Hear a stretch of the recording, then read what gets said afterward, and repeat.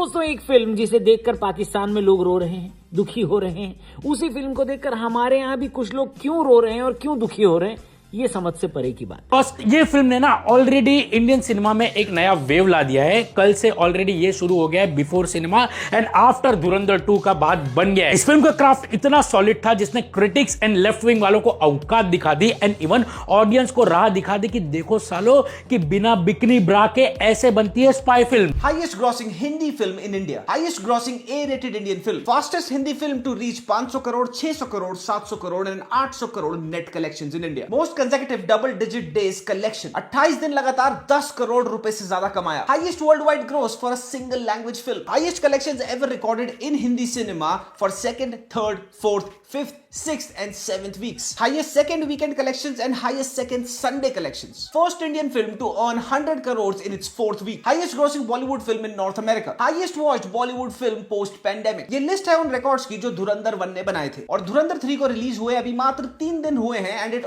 already holds the records for highest Bollywood opener ever, all time Indian record for paid previews, highest ever day 1 advance ticket sales, highest Bollywood premiere in North America ever, first Bollywood film ever with 200 crore weekend pre-sales, fastest Indian film to touch 200 crore global collections. Now excuse my language when I say this, लेकिन अगर ये records Bollywood as an industry की फाड़ के पपीता ना कर दे तो क्या करें। और ये अभी धुरंधर 2 के सिर्फ 3 दिन के रिकॉर्ड्स हैं। अगर वर्ड ऑफ माउथ पिकअप होता है तो धुरंधर 2 पोटेंशियली वर्ल्ड वाइड 2000 करोड़ का मार्क टच कर सकती है। आज के टाइम पे 1 मिनट की पूरी रील नहीं देख पा रहे लोग, जहां पर ये बंदे ने 4 घंटे की फिल्म दिखा के हमें ये फील करा दिया कि देखो 4 घंटे की फिल्म भी छोटी ही थी। I know a lot of people are not from the film industry. They're talking about Dhurandhar's characters as if they know them. Raman Lecoit was living here. I mean, they almost, if you go unexpectedly and you don't know if they're talking about a film, you will think they're talking about real people. That is the impact it created. Which is the last Hindi film you watched? Yeah, Dhurandhar. And your thoughts? See, I liked the film. I really enjoyed that film. I found it very true to. It's just not that you're making a commercial stuff, but the characters are real characters. Post Dhurandhar, because once you see something of this quality, how will you bear with anyone of lesser quality? इस film का हर characters को लेके इतना अच्छा patience and perfection शायद आप आने वाले टाइम में भी नहीं देखोगे।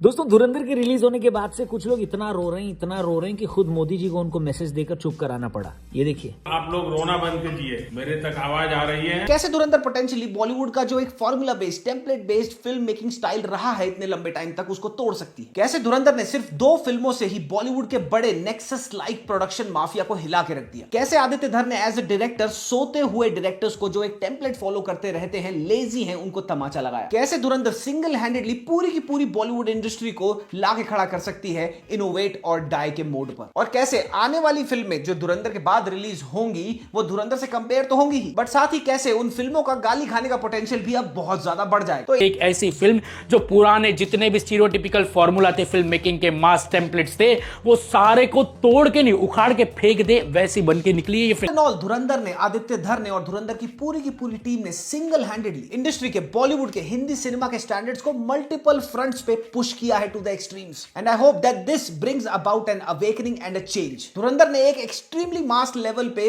लोगों को अच्छी फिल्म, अच्छी writing, cinematography, direction, tactile action, हर चीज का तुम नाम लो, उसका टेस्ट दे दिया। And now after this people are not going to settle down with anything lesser. अब हर वो फिल्म, स्पेशली स्पाई यूनिवर्स की फिल्में जैसे आलिया की अल्फा आने वाली है, वॉर फिल्म जैसे सलमान भाई की already disaster battle of Galwan जिसका नाम चेंज करके मातृभूमि कर दिया गया है, या फिर और जो अपकमिंग एक्शन फिल्म्स हैं बॉलीवुड से, उनको अपना ए गेम लेके आना पड़ेगा क्योंकि उनका धुरंधर से कंपटीशन तो होगा ही। जहां पे भी वो आएंगे धुरंधर से उनका कंपैरिजन होगा, लेकिन साथ ही अगर उनका प्रोडक्ट थोड़ा सा भी कम हुआ या बिल्कुल ही चूतिया हुआ तो ऑडियंस उनको गलिया गलिया के खत्म कर देगी। The best part is every big production house, every boomer producer and director in the industry जो स्लंबर में थे इतने लंबे सालों तक, ये सब एक्सट्रीमली फोर्स हो चुके हैं अपनी स्ट्रैटेजीज को रीथिंक करने के लिए, चाहे वो ओवरऑल फिल्म मेकिंग की स्ट्रैटेजी हो या फिर फिल्म को मार्केटिंग की strategy. And this is exactly that very slap that was needed to awaken the industry and I hope so that this happens. और एक ट्रू सिनेफाइल ही समझ सकता है कि धुरंधर 2 का ऐसा इंपैक्ट पड़ गया है कि अब कुछ अच्छा लगने वाला नहीं है,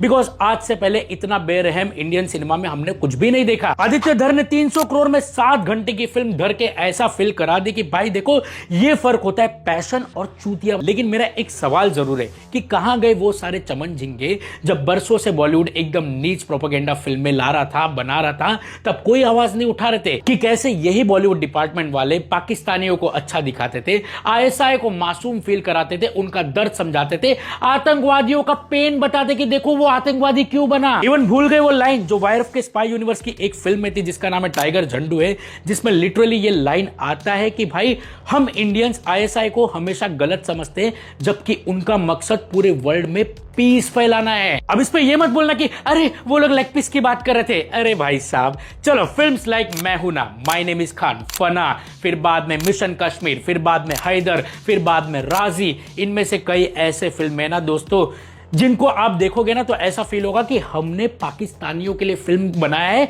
ताकि उनको बुरा ना लगे, उनको ये लगे कि भाई हम आपके बारे में आपसे ज्यादा सोचते हैं। और भी क्लियर एग्जांपल के लिए आप वायरस स्पाई यूनिवर्स की सारे फिल्म ले सकते हैं या इसी साल की पहली फिल्म जो श्री राम राघवन की आई थी। एक और चीज जिस पर लोगों को प्रॉब्लम मची हुई है वो ये कि फिल्म में नफरत बहुत दिखाई गई है। फिल्म का नैरेटिव पाकिस्तान से शुरू होता है दोस्तों, वहीं पे खत्म होता है। और जो भी लोग आज अमन की आशा वाले कबूतर उड़ाते हैं, क्या उनको ये नहीं पता कि पाकिस्तानी ग्लोबल टेररिज्म का हब है?